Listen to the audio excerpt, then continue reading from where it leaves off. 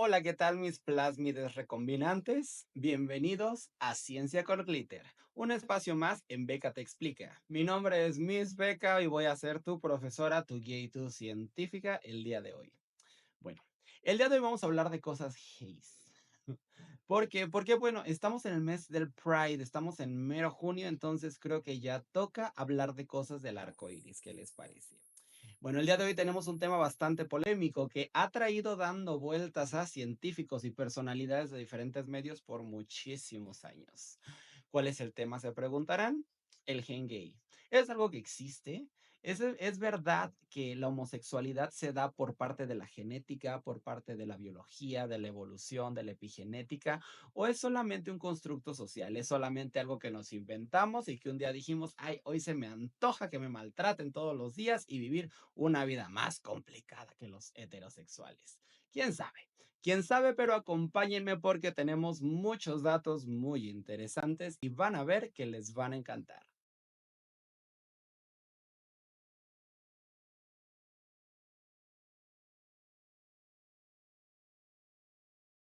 Bueno, vamos a comenzar con esto. Entonces, el gen gay. ¿Qué es ser gay? Bueno, básicamente el día de hoy nos vamos a enfocar un poquito más en preferencias sexuales, particularmente en la preferencia homosexual, de hombres que gustan de hombres, mujeres que gustan de mujeres. Entonces, vamos a comenzar con esto. Hasta el año de 1990, la homosexualidad era tildada como una enfermedad mental. Entonces, a partir del año de 1990, la Organización Mundial de la Salud, OMS, ya por fin dijo, ¿saben qué? No.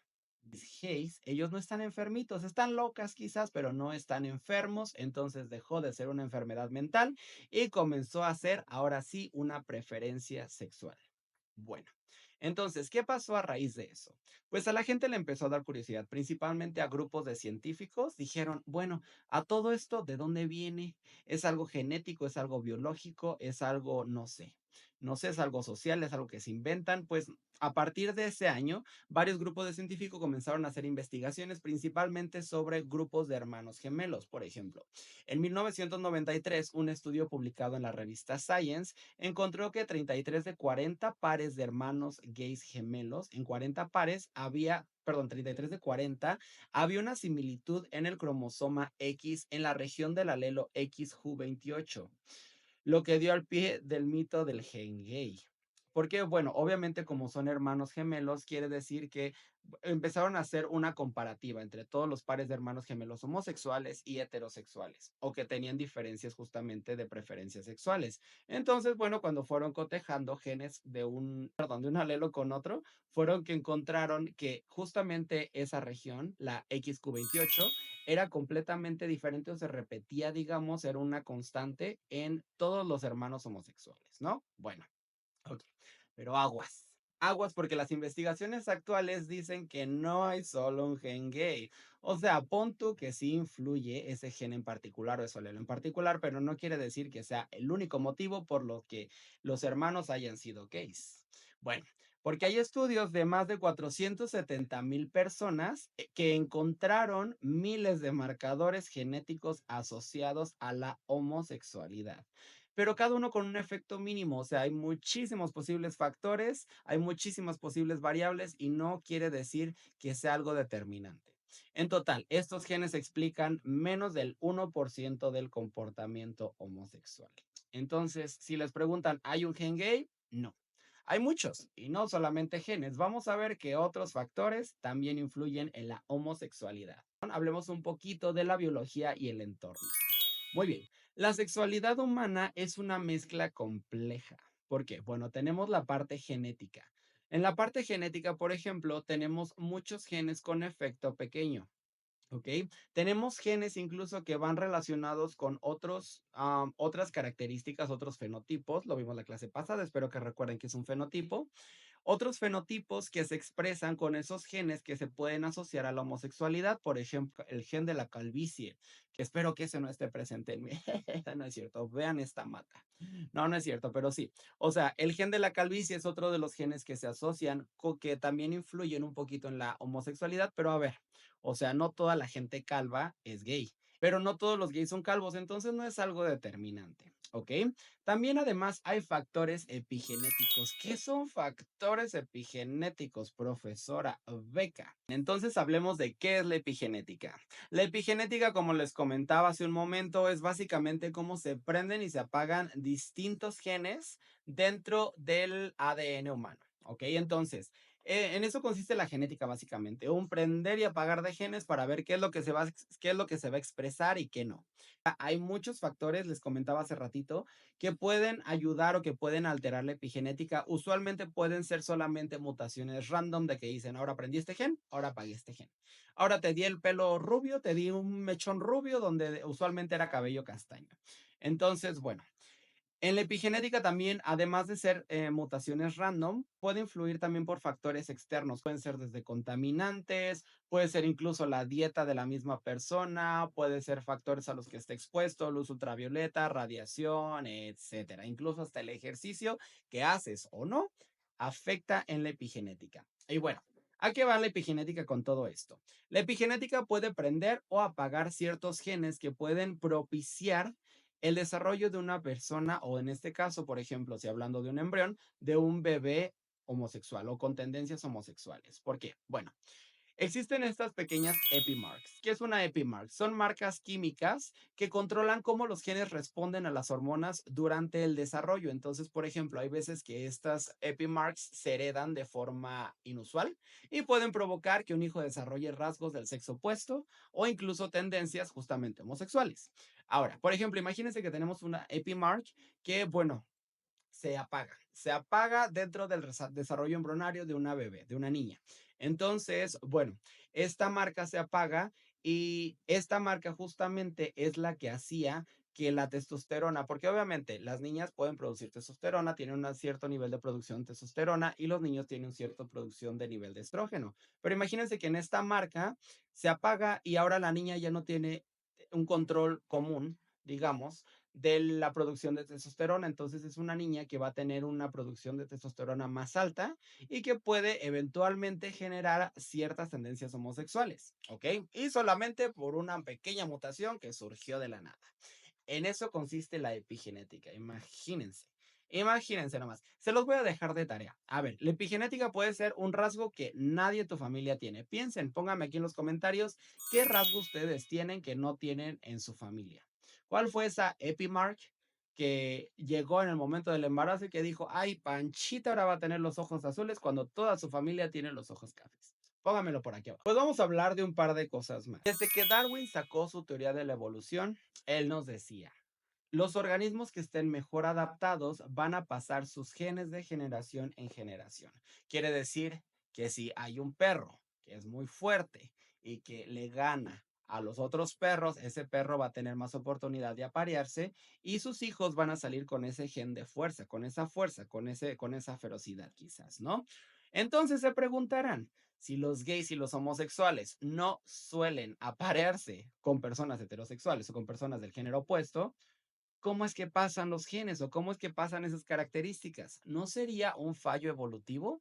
Pues tiene sentido, ¿no? Pero miren, la ciencia ha lanzado un par de teorías fascinantes al respecto. Por ejemplo, hay genes que ayudan a los heteros. ¿A qué se refiere esto? Hay algunos genes asociados con la homosexualidad que hacen que los heterosexuales, perdón, sean más atractivos o fértiles. ¿Cómo se quedaron? Y sí, por ejemplo, en todos estos estudios, como les comento, hacen una cotejación entre personas homosexuales y heterosexuales. Entonces, revisan ciertos genes y cuáles son los genes, por ejemplo, que ellos o que los científicos creen que pueden llegar a influir en esta parte de la orientación sexual. Entonces, al hacer este cotejamiento, se dieron cuenta de que había características muy particulares que hacía homosexuales a las personas, pero estos mismos genes hacía que las personas heterosexuales fuesen más atractivos. Por ejemplo, ok, este mismo estudio reveló que hay muchas personas heterosexuales, principalmente hombres heterosexuales, que si llegan a tener rasgos un poco más femeninos o más delicados, resultan ser más atractivos para las mujeres heterosexuales. Curioso. Porque usualmente el hecho de que un hombre sea un poquito más femenino con unos rasgos más delicados se suele asociar con personas homosexuales. Entonces, esto fue parte de ese gen que ellos dijeron, ok, si es gay y tiene estos rasgos, entonces quiere decir que puede que otra persona con estos rasgos también sea gay. Pero, oh sorpresa, resulta que otra persona con estos rasgos no es gay, pero pues tuvo bastante pegue. Entonces pasó este gen. Y pues ahí va el gen gay, digamos, escondido en el ADN de este éter. Bueno, ahí está el primero, ¿no? Después tenemos una dosis suave contra una dosis fuerte. ¿Qué quieres decir, señora Beca? Bueno, un poquito de estos genes. Más empatía, más rasgos atractivos, mucho orientación sexual. ¿A qué me refiero? Ok, que si estos genes, por ejemplo, parte de toda esta teoría, si en estos genes se presenta un poquito nada más, así como una pizquita de que se ven guapos de la cara, que se ven bonitos. Entonces son héteros con rasgos bonitos, mono, pegue. Pero si ya tiene mucho, traca, hermana, amiga, gay. Entonces, esta es otra parte de la teoría. Justamente, ¿cuántos de estos genes, a qué me refiero con dosis suave contra dosis fuerte? Bueno, ¿cuántos genes de estos, por ejemplo, coinciden en que si, por ejemplo, son poquitos, bueno, ok, quizás es hetero, pero bonito. O si son muchos, quiere decir que pues está bonito y además es gay. Entonces, bueno, vamos con la siguiente parte de esta teoría, que es más hijos en mujeres en la familia. Ok. Entonces, por ejemplo, hay otra parte de esta teoría que dice que hay estudios en que las tías y abuelas maternas de hombres gays tienen más hijos. O sea que mientras más hijos tenga tu mamá o tu abuelita, hay más posibilidades de que alguno de ellos sea gay. Y esta es una teoría muy interesante porque, por ejemplo, esta misma teoría dice que conforme la mamá va teniendo hijos varones, bueno, en el caso de la homosexualidad masculina, mientras la mamá va teniendo más hijos varones, más posibilidad hay de que los descendientes tengan esta característica o esta preferencia homosexual. Por ejemplo, nace el primer hijo, el siguiente hijo ya va a tener un 33% de probabilidad de ser gay. El siguiente, otro 33. El siguiente, otro 33 y se va sumando hasta que el último casi seguro que va a ser gay. Pero no siempre pasa así, obviamente la genética es toda una cuestión de azar, entonces pues puedes ser parte de ese 33, puedes no ser parte del 33. ¿Y por qué? ¿Por qué? ¿Qué es lo que los va haciendo gays? ¿O qué les va dando la probabilidad de que sean gays? Se preguntarán. Bueno, está el efecto, este se le llama efecto hermano mayor para comenzar. Entonces dice que por cada varón, su probabilidad de ser gay, por cada hermano mayor varón, su probabilidad de ser gay aumenta. Entonces, esta se cree que es una parte de la respuesta inmune de la madre durante el embarazo. Quiere decir que, por ejemplo, cada vez que la madre se embaraza para obtener o para conseguir un hijo varón, hay ciertas hormonas que se van bloqueando o el paso de ciertas hormonas durante el embarazo al feto. Entonces, por eso que cada vez hay menos posibilidad de que, bueno, más bien, perdón, hay más posibilidad de que el siguiente hijo sea gay, más que nada por cuestiones hormonales. ¿Ok? También esto juega parte de las hormonas prenatales, por ejemplo, en la presencia de más testosterona en fetos femeninos, que también puede asociarse al lesbianismo. Esto es parte de esta teoría del hermano mayor, de toda esta parte de la biología de hormonas prenatales. ¿Y qué más? ¿Qué más nos puede decir este estudio? Pues hay muchísimos casos que se analizaron un poquito fuera de la biología, también parte de la sociología. Hay, por ejemplo, una teoría, parte de esta etapa evolutiva, de que es la teoría del colaborador del nido. Hay muchas culturas, bueno, principalmente hay una cultura en Samoa, donde, por ejemplo, hay personas quienes se identifican con una especie de tercer sexo, digamos que algo así como el caso de las mushes aquí en México. En este caso, por ejemplo, estas personas no se consideran ni hombres ni mujeres, pero tampoco les gusta ser llamados gays, ni tampoco les gusta ser identificados con ninguna categoría, ninguna etiqueta. Tienen un nombre, por aquí se los pongo abajo, ahorita no recuerdo muy bien, pero bueno, la idea de que estas personas queer ayudan a cuidar a los sobrinos, como que estas personas, digamos que es su propósito o es la parte que ellos consideran como su rol social, que ayudan a cuidar a los sobrinos. Entonces, esto ayuda muchísimo a preservar la especie, en este caso, por ejemplo, a preservar la herencia, porque quizás estos bebés no son sus hijos directos, pero son hijos de sus hermanas o hermanos, quiere decir que traen parte de su código genético. El éxito de la maduración de estos niños cuando crezcan va a asegurar que su mismo código genético siga avanzando en generaciones posteriores. Entonces, pues quizás es un rasgo evolutivo muy interesante que pudieron adoptar algunas tribus humanas. Vamos a hablar de la parte neurobiológica de la homosexualidad. Entonces, ¿qué pasa en el cerebro en las personas homosexuales que no tienen las heterosexuales o viceversa? Bueno, ok, vamos a comenzar con esto.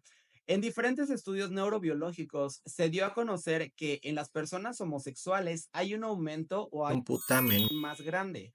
Suena chistoso, no se rían, es una parte del cerebro, se los prometo, ahorita les explico qué es el putamen. El putamen es esta zona profunda del cerebro que se llaman ganglios basales, ¿ok? Es una zona que está relacionada con el control del movimiento y también con ciertos aprendizajes, por ejemplo, de recompensa, de emociones y, bueno, como les dije, de aprendizajes en general, ¿ok? Y en este caso, por ejemplo, ya que esta parte del cerebro responde a estímulos placenteros, también responde a estímulos como la música y también la atracción sexual. Entonces, bueno, usualmente por eso mismo se dio a conocer o se notó que en estas personas homosexuales esta parte del cerebro era más grande que en las personas heterosexuales. Por otro lado, por ejemplo, en las personas heterosexuales tenemos la parte del tálamo. ¿Qué es el tálamo? Es la central del correo del cerebro, básicamente. Porque esta recibe la información sensorial, todo lo que ves, escuchas, tocas, comes, etcétera, todos los sentidos de tu cuerpo se procesa dentro del tálamo. Y entonces se cree que este tálamo participa en cómo percibimos los estímulos, emociones y, bueno, básicamente todo cómo nos conducimos socialmente. Entonces, esto podría tener cierto rol en la conducta sexual y como les comentaba, esta parte del tálamo es más grande en las personas heterosexuales que en las personas homosexuales. Igual, por ejemplo, en las personas heterosexuales tienen un poco más desarrollado otra parte que es el giro precentral. ¿Qué es el giro precentral? Bueno, es esta corteza motora primaria. Entonces está justo en la parte superior del cerebro y controla el movimiento voluntario.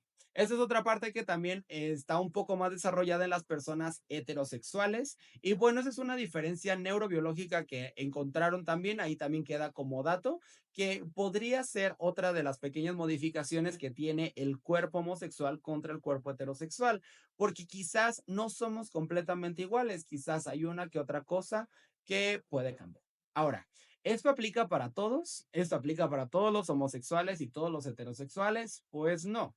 Como les comentaba, la genética son cambios aleatorios, o sea, puede ser que tú tengas un gen gay que te dé calvicie, pero otra persona no. Y resulta que también es gay. Entonces, todo es un juego de probabilidades. Hay muchísimos genes y hay muchísimas partes muchísimos sistemas dentro del cuerpo que no se han entendido en su totalidad. Hay cambios epigenéticos que afectan desde la niñez, ¿ok? Por ejemplo, hay una condición en ciertas niñas que en edad temprana se le conoce como hiperplasia suprarrenal congénita. ¿En qué consiste esto? Es justamente en que son estas niñas, como les explicaba hace un momento, que quizás tengan una producción de testosterona más elevada justamente dentro del útero. Entonces, se ha notado que, por ejemplo, niñas con esta condición tienden a jugar con juegos, digamos, más de niños, ¿ok? Más masculinos hasta cierto punto. O llegan a tener conductas más masculinas, ¿ok? No tan convencionales, digamos, para lo que se tiene estipulado que una niña debe jugar. Entonces son un poquito más rudas, quizás no son tan delicadas, etcétera, ¿no?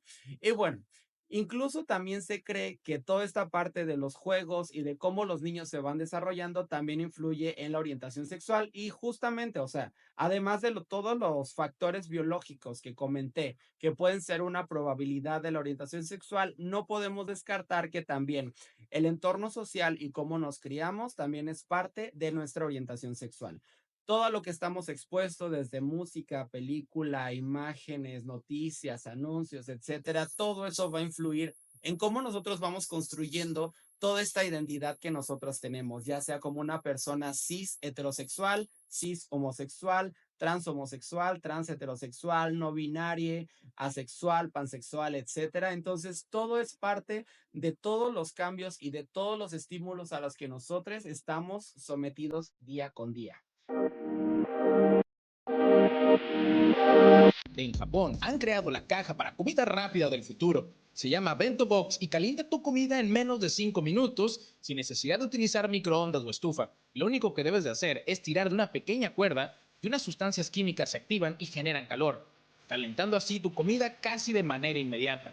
En nuestra siguiente sección vamos a hablar de un pequeño tema que me encontré en TikTok, que me pasó, que me pasaron y que se me hizo muy curioso. Bueno, como pueden ver en la imagen, o bueno, en el video que voy a poner aquí, en este video se muestra que una persona tiene un recipiente con comida. Al parecer es en Japón y una vez que jalan una especie de hilito, la comida se empieza a calentar. ¿Qué es lo que está pasando? ¿Es en verdad una reacción o es solamente maña, es solamente magia, son efectos, es AI? Pues ahorita les explico qué fue lo que pasó. Esto es una reacción química de tipo exotérmico, quiere decir que libera calor. Entonces, ¿qué es lo que va a hacer? Pero esta reacción lo que va a hacer es que va a calentar la comida, ¿ok? ¿Qué es lo que, en cómo consiste, qué funciona? Bueno, al parecer este tipo de contenedores son contenedores justamente que se utilizan en este tipo de servicios que son como de no de primera necesidad, sino que son como de emergencia hasta cierto punto. ¿Por qué? Porque no es como que una persona normal vaya a comprar al súper una comida de estas. Usualmente son para personas como, no sé, camioneros o personas que hacen viajes muy largos, incluso, por ejemplo, personas que viajan al espacio, etcétera. Entonces tienen que llevar ese tipo de contenedores, ¿ok? ¿Cómo funciona el contenedor? En este contenedor es básicamente una reacción entre mezclas de sustancias químicas. Es un compartimento separado donde se encuentran usualmente es una especie de óxido de calcio y agua. Entonces, ¿qué es lo que hace? Que tires un cordón o que actives un botón y se va a romper esta bolsa interna que contiene agua. Entonces, una vez que se rompe la bolsa con agua, va a reaccionar con el óxido de calcio y esta va a comenzar a producir calor y vapor. Entonces, es una reacción completamente exotérmica que genera calor y es por eso que se calienta la comida. Ahora, ¿es segura? Pues sí, siempre y cuando no se rompa la bolsita y no entre en contacto con el producto dentro, sí es una reacción segura. También depende de qué esté hecho el contenedor. Usualmente es en contenedores metálicos. En contenedores plásticos quizás pueda liberar algún otro tipo de reacción haciendo contacto con el plástico que puede infiltrarse en la comida y eso sí puede llegar a generar ciertos compuestos hasta cierto punto cancerígenos, pero siempre y cuando sea un contenedor que pueda calentarse sin ningún problema, no tienes por qué tener conflicto con este tipo de reacciones. Y entonces ahí está la nota curiosa de la semana. En este caso vamos a hablar de la noticia de la semana, la noticia científica de la semana. La verdad es una noticia que a mí me dejó súper emocionada porque cuando la escuché dije, "Ah, Jurassic Park se acerca". No, no es cierto. Bueno, espero. Algún día, Beques. Bueno, ¿en qué consistió la noticia? La noticia nos dice que el primer bebé salvado con el uso de CRISPR. Ok, ¿qué es el CRISPR? ¿Cuál bebé? ¿A qué va todo esto? Bueno, primero hablemos del CRISPR. ¿Qué es el CRISPR? Este es un método, se pronuncia CRISPR, exacto. Es un método de edición genética. Entonces, imagínense que, bueno, tienen su ADN, que es un libro gigante de instrucciones. ¿Qué es lo que va a hacer el CRISPR-Cas9? Bueno, va a utilizar va a buscar una frase o va a buscar una sección específica dentro de todo el genoma donde va a reconocer el fragmento de ADN y lo va a proceder a editarlo. Entonces va a cortar exactamente el punto que necesita modificar y va a tratar de corregirlo, quitarlo o solamente limpiarlo, reemplazarlo quizás, ¿ok? En eso consiste el CRISPR. Es un método, suena sencillo, es bastante complejo. Ya después quizás les hablaré un poquito más, les voy a poner por ahí gráfica, infografía que les voy a hacer. Y bueno, ¿en qué consiste básicamente? Tienen que tener una guía de ARN, que es una molécula que va a tener la secuencia exacta del ADN. Entonces, lo que va a hacer es que vas a soltar tu moleculita de ARN ya con la secuencia que tú necesitas, la vas a soltar en el medio y se le va a pegar al ADN, tal donde lo necesita, ¿no? Entonces, pues la enzima Cas9 va a cortar en el ADN justo donde está esta molécula de ARN que tú ya liberaste, que se le pegó al ADN. Entonces la va a identificar, le va a decir, come here, baby. Y tras, la corta, le da el chop, como le hicieron a Manila. En All Stars 4, en All Stars 4 no se olvida. Pero bueno, ok. Entonces las células después van a reparar el corte y justo ahí pues tú puedes ya sea insertar otro pedazo de ADN, otro bloque de ADN, solamente eliminarlo o cambiarlo. ¿Ok? Entonces depende de qué es lo que quieras lograr con esta técnica. Ahora, esto sirve para muchísimas cosas. Usualmente son cosas más enfocadas al área de la microbiología o de la agronomía. Pero en este caso, la noticia nos dice que hay un bebé que fue salvado gracias al CRISPR. ¿En qué consistió? Ok. Bueno, les explico un poquito. Tenemos el caso de KJ. Este es un caso que se suscitó ahora reciente, en mayo de 2025. El bebé tenía una deficiencia de la carbamoil-fosfato sintetasa 1, ¿ok? Esta afecta a una de cada 30,000 personas. ¿Y en qué consiste esta enfermedad? Pues básicamente no van a tener una correcta eliminación de amoníaco, lo cual puede tener consecuencias muy graves dentro del cuerpo del ser humano que porta esta enfermedad, principalmente en el hígado. Y bueno, ¿para qué nos sirvió el CRISPR o para qué le sirvió a los científicos el CRISPR en la atención a esta enfermedad? Lo que hicieron es que en el Hospital Médico Infantil de Filadelfia desarrollaron esta terapia génica en tiempo récord. La hicieron rapidísimo, utilizaron nanopartículas lipídicas para administrar directamente en el hígado. ¿Qué es lo que hicieron estas nanopartículas? Ya iban cargadas, bueno, más bien que iban a tratar directamente a las moléculas existentes dentro de las células del hígado de este bebé. Entonces, ya que es un bebé, tiene todavía una producción y un regeneramiento celular increíble. ¿Qué implica? ¿Habremos de emocionarnos o todavía no? Pues, o sea, sí, pero todavía falta un gran camino por recorrer. Como les comentaba, este proceso fue realizado justamente en un bebé que todavía tiene una tasa metabólica altísima. Entonces, bueno, su capacidad de poder regenerarse es muy rápida y más teniendo en cuenta que fue el hígado justamente lo que modificaron. Entonces, quizás, por ejemplo, para una persona adulta o para tratar enfermedades congénitas o que ya sean, por ejemplo, crónico-degenerativas, todavía vamos a tardar un ratito para averiguar cómo podemos utilizar el CRISPR para este tipo de enfermedades, pero la verdad no descarto de que lo podamos hacer en un par de añitos. Y quién sabe, quizás algún día vean por ahí en las noticias que la profesora doctora Beca desarrolló una cura contra, no sé, alguna enfermedad que por ahí nos preocupa. Para concluir, ¿la homosexual es algo biológico? Sí, y puede ser que no, ¿ok? ¿La homosexual es algo sociológico? Sí, y puede ser que no. Entonces, es una combinación de todo y de nada, ¿ok? ¿Por qué? Porque en la homosexualidad pueden afectar miles de diferentes factores y la verdad nunca vamos a determinar uno en particular que digas, ok, eso fue lo que lo hizo gay. Entonces, mi corazón allá en casita, mi pequeña nucleótide, si tú estás sentado aquí, sentada, escuchando y viéndome y preguntándote, ay, ¿será que por eso soy gay? Puede ser que sí, pero ojalá les pueda esclarecer un poquito allá a papás, mamás, hijos, hijas, compañeros, amigos, hermanos, etcétera, para que conozcan un poquito de por qué somos así. Porque la verdad la homosexualidad es solamente otra preferencia, es otra preferencia sexual, como si te gustara el helado de vainilla o el helado de chocolate. Entonces no tiene por qué afectar en cómo ves a otra persona, no tiene por qué afectar en cómo te conduce y cómo te trata la sociedad. ¿Por qué? Porque tú eres valioso, mi precioso. Entonces, recuerda, la biología sí te quiso, la ecología, la evolución, los sistemas epigenéticos así te quisieron y la sociedad te tiene que querer así, ¿ok? Pero más importante, tú te tienes que querer así.